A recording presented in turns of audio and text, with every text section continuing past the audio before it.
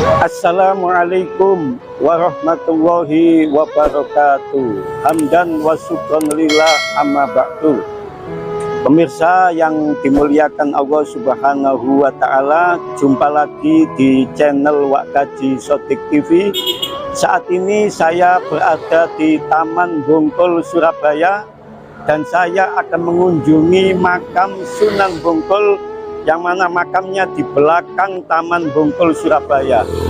Ikuti saya untuk ziarah ke makam Sunan Bungkul. Jangan di skip, jangan lupa subscribe karena subscribe itu gratis. Dan semoga yang menonton video ini, saya doakan sehat walafiat, rezekinya banyak barokah, bisa berangkat haji Mekah Madinah dan masuk surga. Ayo ikuti saya menuju makam Sunan Bungkul di belakang Taman Bungkul ini. Ayo ikuti saya.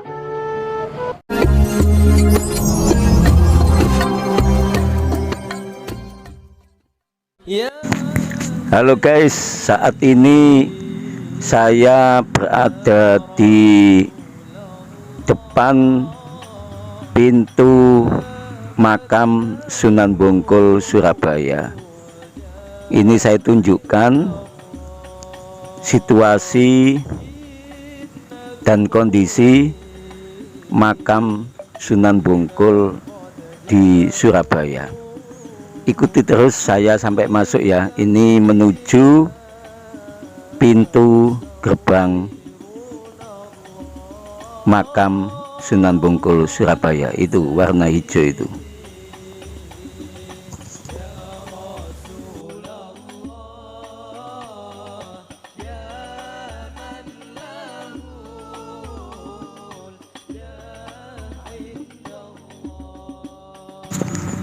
Ayo kita masuk sampai ke dalam.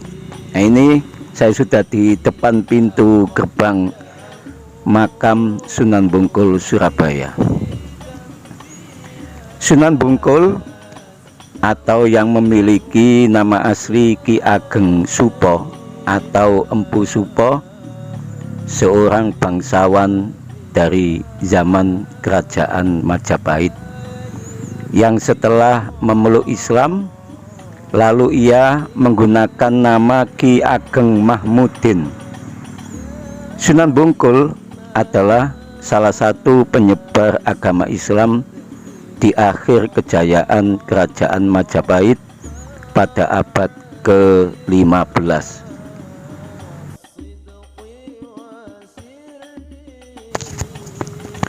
Sunan Bungkul adalah mertua Sunan Ampel.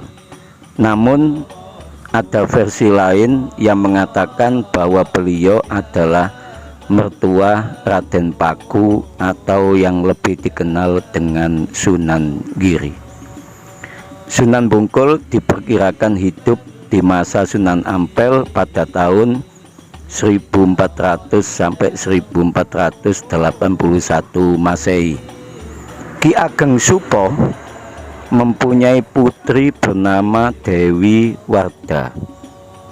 Makam beliau berada tepat di belakang Taman Bungkul, Surabaya.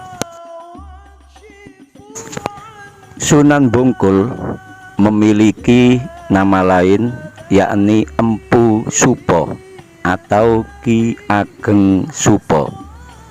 Ia adalah seorang putra dari Tumenggung Supodrio, seorang pembesar dari Kerajaan Majapahit.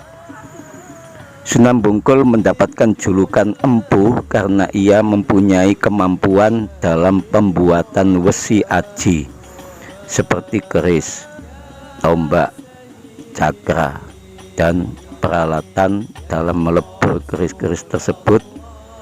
Oleh karena itu, Sunan Bungkul layak mendapatkan gelar tersebut.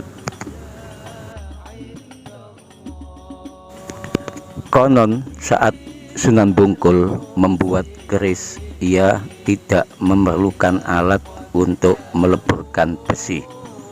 Namun Sunan Bungkul hanya perlu mengelus dan memijat besi yang membara dan membentuknya menjadi sebuah keris. Ia tidak hanya menetap di Majapahit, tetapi ia juga suka mengembara jauh. Sunan Bungkul memiliki sifat yang arogan dan suka memamerkan kesaktiannya di depan umum.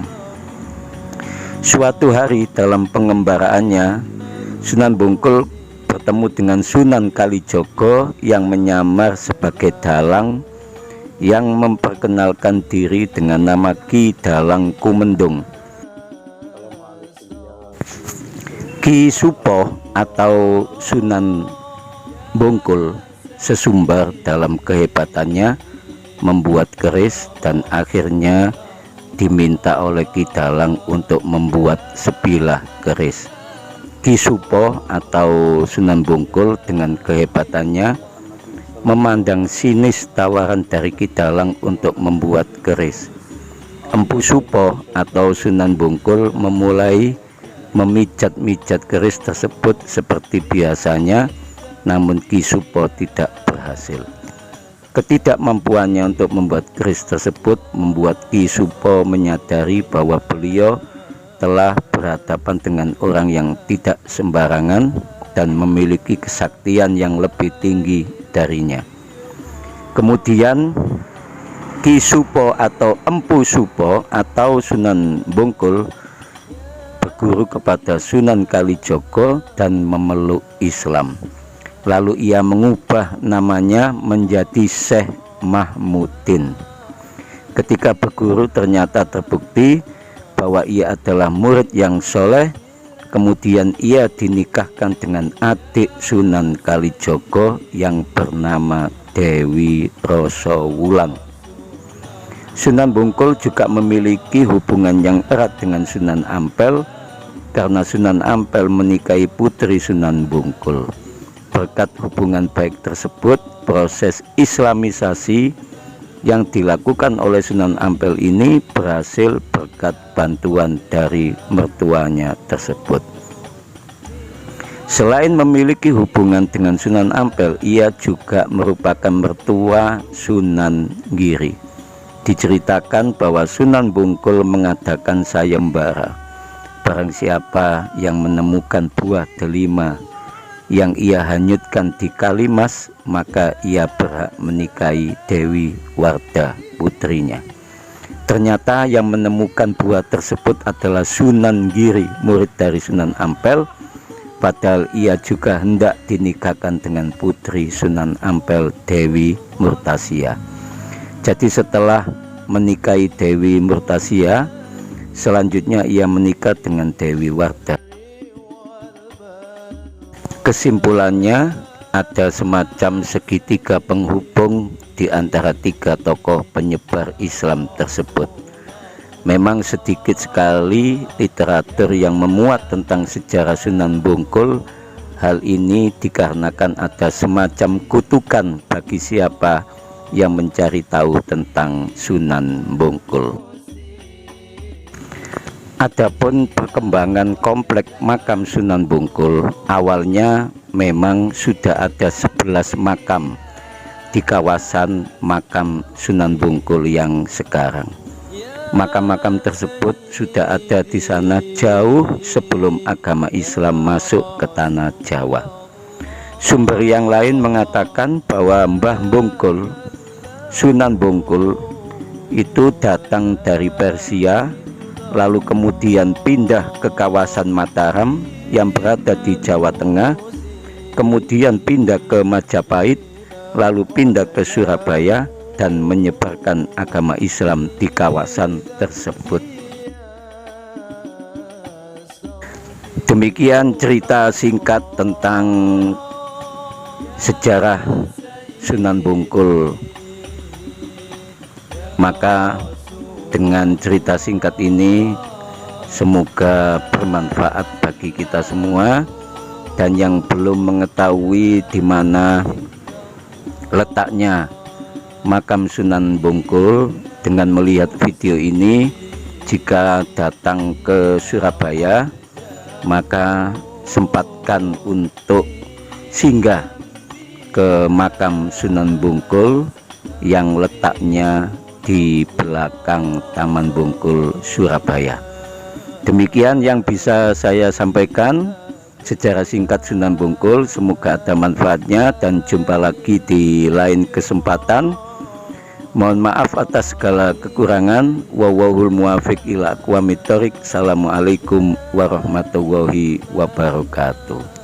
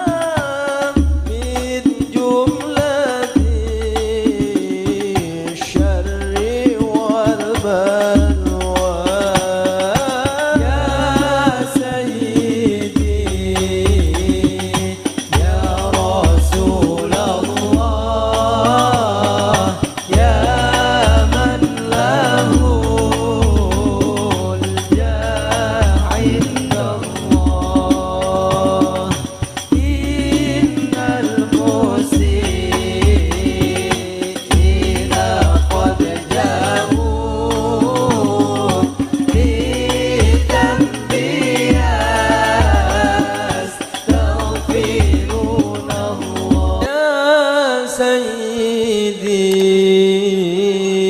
يا رسول